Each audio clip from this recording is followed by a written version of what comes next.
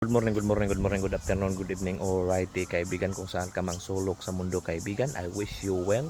Welcome to the Parking University. Alrighty kaibigan, yung topic natin ngayon kaibigan itong how to organize our mind daw kaibigan. Wow, okay, napaka gandang aspekto to sa buhay natin. Kasi most likely hindi tayo aware or hindi tayo conscious or hindi tayo naniniwala na what we think kaibigan daw is what we become. Okay, what we think most of the time most likely it will happen daw sa atin kaibigan. It could be that those things gusto natin or it could be those things hindi natin gusto, but ang concept doon, law of the universe, is what we keep thinking, what we keep holding in our mind kaibigan, most likely we will become that kaibigan. Wow, di ba? So it could be conscious tayo or unconscious tayo na wow, ito palang mga thoughts sa mind natin na palagi nating iniisip, ito pala yung malaking epekto sa buhay natin na magiging realidad siya kaibigan. Wow, imaginein mo kaibigan na through our mind, di natin akalain na dahil pala kung ano tayo ngayon, okay? Kung i-evaluate natin ano tayo ngayon, ano yung status natin ngayon sa buhay, ano yung narating natin ngayon sa buhay, just because of our mind kaibigan, just because how we think. Wow, di ba? So ang point nito kaibigan, itong may Indiano na nalimutan ko yung name niya, is napakagandang motivational speaker na ang example niya is kung titingnan mo yung bata kaibigan, kung yung bata kaibigan, pag gusto niya ng, for example, gusto niya ng laruan, gusto niya yung candy or anything na gusto ng bata, pag ang gusto ng bata talaga, pag sinabi niyang gusto ko ng laruan, yun lang, focus na yung bata kaibigan, wala siyang ibang iniisip negative thoughts na it could happen or it could not happen. Yun lang talaga yung gusto niya. Laruan, gusto ko yung bike na yun lang, focus lang siya, ibigay lang yung faith ng bata kaibigan, kasi yung bata wala pa siya mga negative thinking, gusto niya lang yung bike. So napansin mo yung bata kaibigan na, for example, obsessed siya na gusto niya talaga yung bike, obsessed siya, nasa mind niya palagi niya gusto niya yung bike. So kahit yung parents niya kaibigan walang pera pambili ng bike, but for some reason pag itong bata palagi itong nag-ano ng bike, inuhold niya yung bike or bisikleta sa mind niya kaibigan, most likely this bata kaibigan magkakaroon to ng bike. Okay, so that's the law of the universe daw kaibigan. There's a lot of example na nangyari to kaibigan. So it could be yung parents niya na some reason it will find extra money dahil sa parents niya naawa siya sa bata dahil gusto niya talaga yung bike, makabili yung parents niya kasi nga obsessed yung bata sa bike. Or it could be that bata makamit yan ng ibang tao kaibigan na naawa sa bata at saka magbigay ng bike, or it could be anything kaibigan, it could happen para lang magka-bike yung bata. So yung point doon is yung bata, once mayroon siyang goal or gusto niyang abutin daw kaibigan, which is the bike lang talaga yung iniisip niya kaibigan, hindi siya nag-iisip ng ibang obstacle na it could be it will not happen.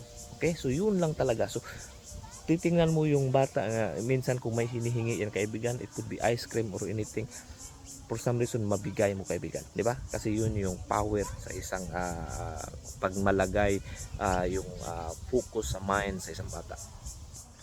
Ito pa ang isang magandang example kaibigan. For example, di ba yung tao daw, magsabi tayo na gusto ko ng bahay. Okay? Gusto ko ng bahay. It could be whatever house na yung gusto mo. Nasa farm ba? Malaking bahay ba? 2 bedroom, 3 bedroom? Nasa dagat ba siya? So, depende yun sa tao. So, gusto ko ng bahay.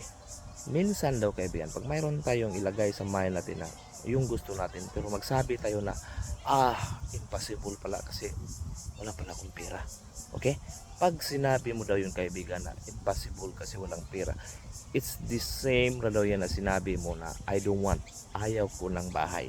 Okay? So yung brain mo, yung mind mo kaibigan, pag sinabi mo na imposible yun na mangyari, kasi nga mahal, wala akong pera, is just the same thing na sinabihan mo yung sarili mo, kaibigan, na hindi ko pala talaga kailangan ng bahay.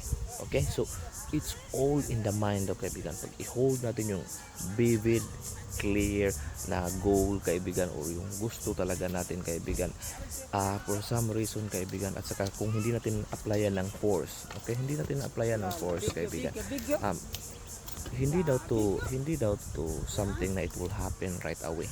Kasi imaginein mo kung yung mga iniisip mo na hinuhol mo sa mind, yung mga gusto mo, at saka bigla lang yung mangyari at the same time. Di ba? Chaotic yung mundo, kaibigan. Kasi lahat ng tao gustong mag-wish ng something at saka biglang mag-happen, mangyayari, kaibigan. Wow, very, very magulo siguro yung mundo pag ganun ang nangyayari. So yung point doon is, pag mayroon lang tayong gusto, it will not happen, kaibigan, right away. Okay? So, and also, pag example, gusto mo ng bahay, hindi daw yan yung God, kaibigan, na siya yung gagawa ng bahay sa iyo. Hindi. So, but it will give you something. Hindi yun. Hindi ganun yung principle na pagising mo ng isang umaga dahil sa kakaisip mo nun, mayroon na yung bahay o andyan na yung gusto mo. Bigla na lang yung darating sa iyo. Hindi daw na ganyan, kaibigan. So, may mga ways para ma-achieve yun. Okay, magbibigay yung subconscious mo na mag-connect dun sa higher power, kaibigan. Magbibigay yun ng mga idea. Okay, it could be a letter, it could be phone call, it could be you meet someone, old friend, it could be you meet an opportunity, it could be mayroong oportunidad yan, paano ka magbibinta, paano ka magnegosyo. Marami daw yung opportunity na darating. Bakit? Kasi nga, pag yung mind mo daw is nasa focus ka, at saka yung goal mo is something doon, yung subconscious mind natin, kaibigan, is magbigay yung ng mga idea o mga something para maka-align sa goal mo. Kasi nasa frequency ka na ganun. Okay, so kung andun ka sa frequency na ganun, it could give you something, idea or something na para align sa goal mo. So ang atin dun, kaibigan, is we should take action daw. Okay, anything na idea na mayroong mabigay sa atin, we will take action. Kasi hindi yan mangyayari na i-wish natin na sa mind natin, kaibigan, sa bigla lang yung lulutaw yung bahay dyan, sasakyan, or ano yung gusto mo, career, pera, wealth, health. So kailangan yun ng after vivid imagination daw, kaibigan. Mayroon yang once hindi naggamitan ng force, at saka magtap lang tayo, kaibigan, sa greater power, at saka after dun, kaibigan, it will give us some opportunities, some ideas. But those ideas, kaibigan, pag i-ignore natin yun, pag hindi tayo mag-take action doon, kaibigan, hindi daw yun din walang mangyayari. Kasi hindi naman pwede na pag lahat ng tao sabi ito yung gusto ko ng bahay, one day yung bahay andyan na, kaibigan. Hindi ganyan mag-work yung universe. So ang atin is but it start with the mind. Once mayroon na tayong vivid, clear imagination kung anong gusto natin, palagi daw natin yan i-repeat, at saka i-feel natin yung sarili natin niya, andyan na, nangyayari na daw, kaibigan. Kasi yung feelings, kaibigan, yun yung makakapagpaniwala sa subconscious mind natin na nangyari na. Kasi yung subconscious mind is hindi nga alam kung reality ba yan or totoo yan or fake yan. As long as na feel mo na totoo yun, akala niya totoo yun, kaibigan. Parang nanaginip ka, kaibigan, yung sarili mo, kaibigan, hindi yun, akala niya totoo yun. Feeling ng panaginip mo, kung napansin mo, totoo hanggang nagising ka. So once yung subconscious mind natin train siya na nangyari na yun, kaibigan, it will give us hint, opportunity, ideas na within a line that, kaibigan, na makukuha natin yung goal. Wow, di ba?